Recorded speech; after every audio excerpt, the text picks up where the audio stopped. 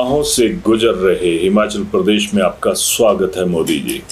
और आहगत प्रदेश में स्वागत की भी वजह है क्योंकि जहां पर आहों का समंदर पूरे हिलोरे ले रहा है वहां पर एक उम्मीद भी है जो सिर्फ आपसे है कि आप हिमाचल आ रहे हैं तो जो हिमाचल के हक है कृपया उन्हें देने की जो अनुकंपा है वो कम से कम हिमाचल के लोगों पर जरूर करें।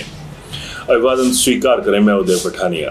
पिछले 2 सालों से हिमाचल में लगातार आपदा अपना कहर बरपाती चली हुई आ रही है और इसमें कुदरती आपदा के साथ साथ जो बड़ी आपदा आ रही है वो है व्यवस्था नीत यानी व्यवस्था से जुड़ी हुई आपदा।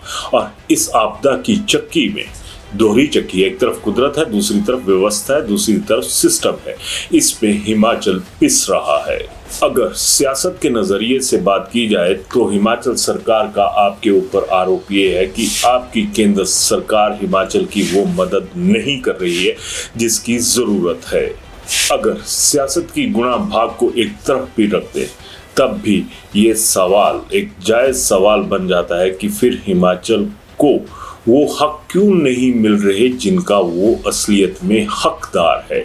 क्या कांग्रेस और बीजेपी की चक्की में पिसने के लिए हिमाचल मजबूर है या फिर नेताओं की कुछ ऐसी हेकड़ी है कि हिमाचल को उसके हक नहीं मिल पा रहे।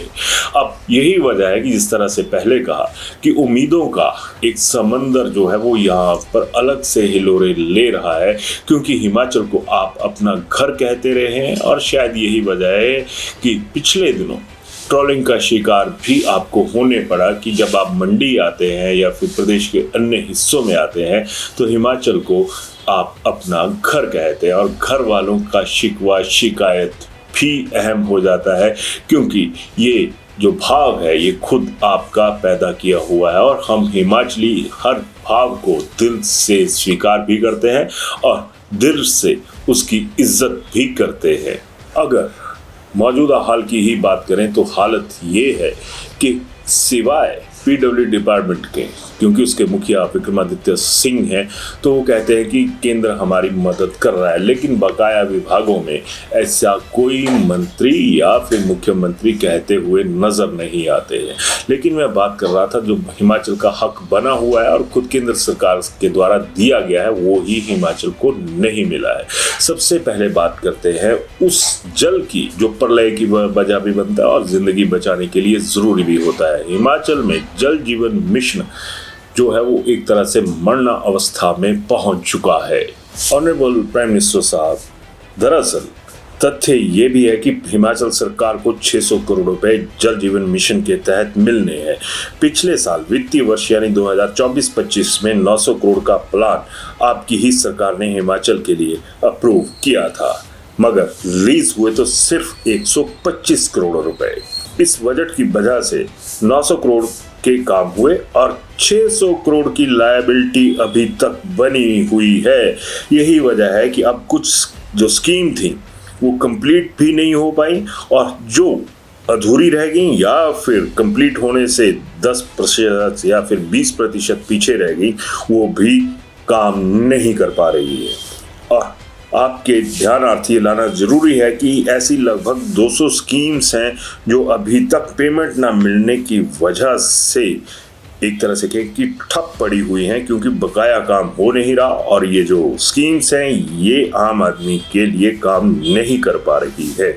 अब जिस व्यवस्था की मैंने बात की वो भी यहाँ पर प्रभावित होती हुई नजर आ रही है और उसकी वजह है ठेकेदारों की रुकी हुई पेमेंट। और जाहिर सी बात है कि जब पेमेंट ही नहीं मिलेगी तो ठेकेदार कहाँ से काम पूरे करेगा, कहाँ से अपनी लेबर की पेमेंट करेगा, कहाँ से उन वो तमाम उधारों को चुकाएगा जिसमें एक सिस्टम के तहत ठेकेदार लॉबी जो है वो काम करती है।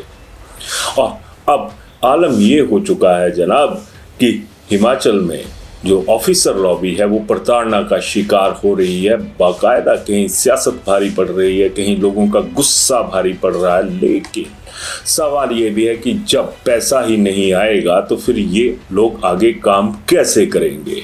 और अब हालत ऐसी भी हो चुकी है कि कुछ ठेकेदारों ने तो माननीय अदालतों का रुख कर लिया है कि हमारे हक हमें दिए जाए। अब अगर ताजा आपदा की बात करें तो 825 करोड़ रुपए का नया नुकसान जो है वो आईपीएच डिपार्टमेंट यानी जल जीवन मिशन जिसे कहते हैं या जल जीवन के साथ जुड़ी हुई जो व्यवस्थाएं हैं उनको हो चुका है। अगर पेयजल और इरिगेशन स्कीम्स की बात करें तो लगभग 1150 करोड़ रुपए का जो नुकसान है वो अलग से हिमाचल में हो चुका है।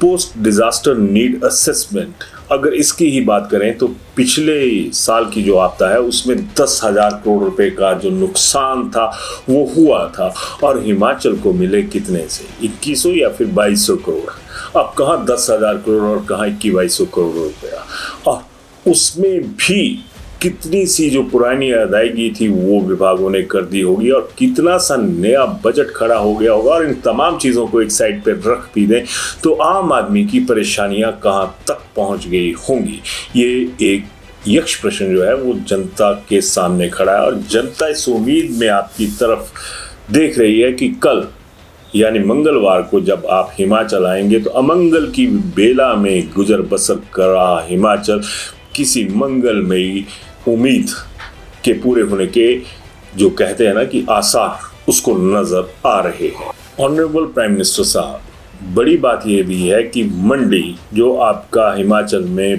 पहला पसंदीदा अगर ये कहूँ कि घर है तो वो इस मामले में नुकसान पे भी नंबर 1 है। और इसके बाद जहाँ पर अगर कहें ना कि सरकार का रास्ता साफ होता है उसमें जिला कांगड़ा दूसरे नंबर पर और देश के पिछड़े जिलों में शामिल चंबा जो है वो तीसरे नंबर पर है। अगर बिजली की बात करें तो यहाँ पर भी झटके दर झटके जो है वो हिमाचल को लग रहे हैं। इसी बरसात में लगभग 230 करोड़ रुपए से ज़्यादा का नुकसान जो है वो ऑपरेशन और जनरेशन इन दोनों खातों में हो चुका है। लगभग 300 करोड़ रुपया इसी महकमे में ठेकेदारों का देना बकाया है और 230 करोड़ रुपए का नया नुकसान हो गया है। अब मोदी जी आपसे ये हिमाचल का एक करबद्ध विनती मान लीजिए, क्योंकि यहाँ पर आम आदमी को हाथ जोड़ने की आदत है। हाथ जोड़कर प्रेम में वो गुहार भी लगाता है और ये उम्मीद भी रखता है कि जो हमारी ज़रूरतें हैं वो पूरी हो जाए।